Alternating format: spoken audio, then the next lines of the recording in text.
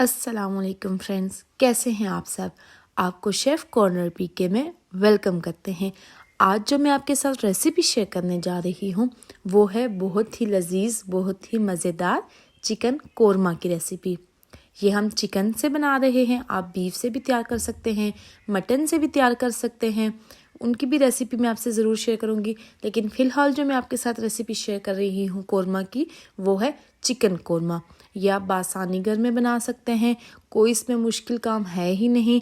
जो बाज़ार से मिलता है उससे बहुत ही बेहतरीन आप घर में बना सकते हैं।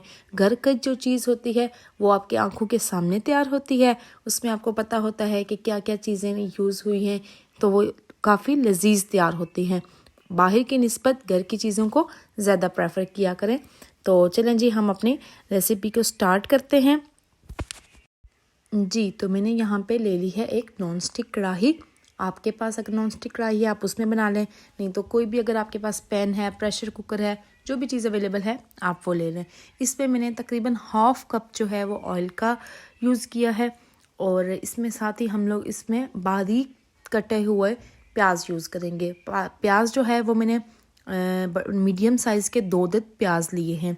आप लोगों ने भी इसमें यह है कि प्याज की कटिंग पे बहुत ध्यान देना है, बहुत मोटा प्याज ना कटा हुआ हो, प्याज बारीक कटा हुआ हो। इसमें हमने बहुत चीज़ें ऐड नहीं करनी है, ना ही इसमें टमाटर जाएंगे, ना ही कोई ज़्यादा मसाले इसमें ऐड होंगे। इसमें हमने प्याज डाला है और अब इस स्टेज पे हम इसके साथ ही इसमें लहसुन भी डाल दिया है। जी, तो लहसुन आपकी चॉइस है, अगर आप चॉप किया हुआ यूज़ करते हैं या कि बारीक पिसा हुआ लहसुन यूज़ करते हैं, ये आपकी चॉइस पे है। इसको भी हमने अच्छे तरीके से फ्राई कर लेना है ताकि ये भी फ्राई हो जाए, साथ ही प्याज भी फ्राई हो जाए। हम लोगों ने बहुत डार्क ब्राउन नहीं करना, लाइट ब्राउन ही प्याज हमने और लहसुन जो है वो लाइट ब्राउन रखना है। अब इस स्टेज पे आपने चिकन ऐड कर देना है। यहाँ पे वैसे तो हम बाकी रेसिपीज़ में टमाटर वगैरह यूज़ करते हैं, बट इसमें हमने टमाटर यूज़ नहीं करना, डायरेक्ट हम लोगों ने इसमें चिकन ऐड कर दिया है। अब चिकन की भुनाई का आपने बहुत ख्याल रखना है, चिकन को बहुत अच्छे तरीके से इसकी भुनाई करनी है। आप इसको भूनते भूनते ही ये है कि हमारा गोश्त गल भी जाएगा, और साथ में ये अच्छे तरीके से जब भून जाएगा तो इसका ज़ायदा टेस्ट भी बड़ा अच्छा आएगा। ये जो है अभी हम लोगों ने इसका कलर चेंज करेंगे ताकि ये अच्छे तरीके से फ्राई हो जाए।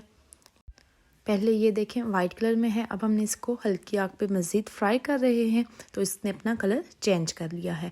अच्छा जी, जब यहाँ पे आपने क्या करना है कि योगर्ट लेना है, 1 बाउल योगर्ट, और इसमें तकरीबन हाफ़ पैकेट जो है वो मैं नेस्टल का कोरमा मसाला यूज़ कर रही हूँ। आपके पास चॉइस है, आप शान का यूज़ करते हैं या कोई और मसाला यूज़ करते हैं, ये आपकी चॉइस पे है। मैंने यहाँ पे नेस्टल का मसाला यूज़ किया और फिर इसका अच्छे तरीके से पेस्ट बना के इसको मैंने उस चिकन जो हमारा फ्राई हुआ था उसमें ऐड कर दिया है। बहुत ही आसान ये रेसिपी, आप देख रहे होंगे, कोई इसमें ज़्यादा तरद्दुद वाली बात नहीं है। ये बासानी बन सकता है, जब भी कोई आपका गेस्ट आए आप इजीली आराम से बना सकते हैं।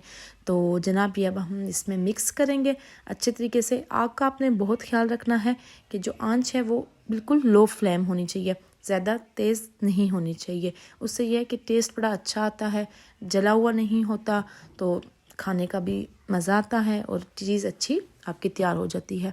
ये जी अब दही भी पानी छोड़ेगा हमारा, तो हमने इसको अगर आपकी चॉइस है, अगर आप कवर करके रखना चाहते हैं, अगर आपका गोश्त जो है वो इतना ज़्यादा गला हुआ नहीं है तो आप इसको कवर करके रख सकते हैं। तकरीबन 5 to 10 मिनट आप इसको रख सकते हैं। तो मैंने जनाब नहीं रखा क्योंकि मेरा ऑलरेडी काफ़ी अच्छे तरीके से गोश्त गला हुआ था। अगर मैं उसको रख देती तो वो ये है कि हड्डी के साथ से जो गोश्त है वो अलग हो सकता था। तो मैंने इसको ऐसे ही पानी इसका खुश्क कर दूँगी। ये देखें इसका पानी खुश्क होता जा रहा है, इसने ऑयल भी काफ़ी छोड़ दिया है, लेकिन मैंने अभी फ़िलहाल इसको ये है कि हल्की आग पे पकाया है ताकि ये टेस्टी बने। ये देखें जी गोश्त भी हमारा गला हुआ है और ऑयल भी इसने छोड़ दिया है। इसका मतलब ये है कि हमारी रेसिपी अच्छे तरीके से रेडी हो गई है।